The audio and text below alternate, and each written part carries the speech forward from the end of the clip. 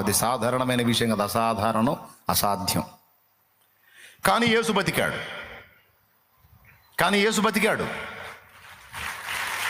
బతకటమే కదా సవాలు కూడా విసిరాడు. నా యందు పాపమున్నదని మీలో ఎవడు స్థాపించునో రండి అని కేకలు వేశాడు.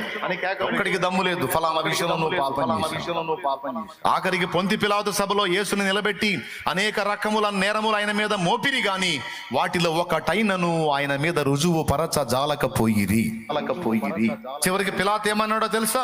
ఈ నీతిమంతుని యందు నాకే దోషము కనబడలేదు అన్నాడు. బిడ్డలారా, జాగ్రత్తగా గమనించండి. ఈ నీతిమంతుని యందు నాకే దోషము కనబడలేదు అని పొంతి పిలాతు సాక్ష్యం ఇచ్చాడు. యేసు ప్రభువే బాహటంగా మాట్లాడాడు, నా యందు పాపం ఉన్నదని మీలో ఎవడు స్థాపించును అని. ఇప్పుడు మీకు వెంటనే ఒక మాట డౌట్ వచ్చింది. యేసు ప్రభు అంటే మనలాగా ఆదాము రక్తం పంచుకు పుట్టలేదు, పాపపు రక్తం పంచుకు పుట్టలేదు, పరిశుద్ధ రక్తంతో పుట్టాడు. ఆయన బ్లడ్లో పాప బీజం లేదు, కాబట్టి ఆయన పాపం చేయకుండా ఉండటానికి నిగ్రహించుకునే అవకాశం ఆయనకుంది. మన ఏముంది, పుట్టడమే పాపరోగులుగా పుట్టాము, కాబట్టి మనం యేసు ప్రభులాగా ఉండటం అంటే అది ఏది కాదు. యేసు ప్రభు రక్తం పరిశుద్ధమైన రక్తం అని మనమే కదా పాడుకుంటున్నాం, నిర్దోషమైన రక్తం, నిష్కళంకమైన రక్తం అని. కాబట్టి ఆ బ్లడ్ వేరు, ఈ బ్లడ్ వేరు. కాబట్టి ఈ బ్లడ్లో పాపం నడిచింది, ఆ బ్లడ్లో పాపం ఆగే ఛాన్స్ ఉందని అప్పుడప్పుడు నీకు అనుమానం వచ్చే అవకాశం ఉంది. దానికి కూడా సమాధానం. ఇప్పుడు యేసు ప్రభు రక్తంలో పాపం లేకపోతే పాపం చేసే ఛాన్స్ లేదా? ఆదామును చూడండి. యేసయ్య అయినా ఒక స్త్రీకి జన్మించాడు. ఆదాము అసలు ఒక స్త్రీకి జన్మించలా, స్త్రీయే ఆదాము నుండి జన్మించింది.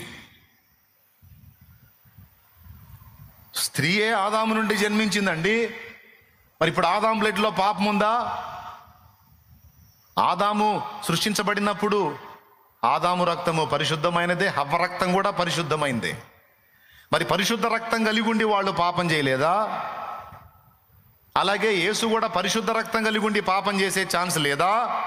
ఉంది. అయినను ఆదాముకి ఎదురైన శోధన ఒకటైతే నా యేసయ్యకి ఎదురైన శోధనలు ఇన్ని. హెబ్రీ పత్రిక 4:15 సాక్ష్యం ఇచ్చింది. మన ప్రధాన యాజకుడు మన బలహీనతలలో సహానుభవం లేనివాడు కాడు గాని సమస్త విషయములలో ఆయన మనవలే శోధింపబడినను పాపము లేనివాడుగా ఉండెను. చదువు హెబ్రీ పత్రిక 4:15.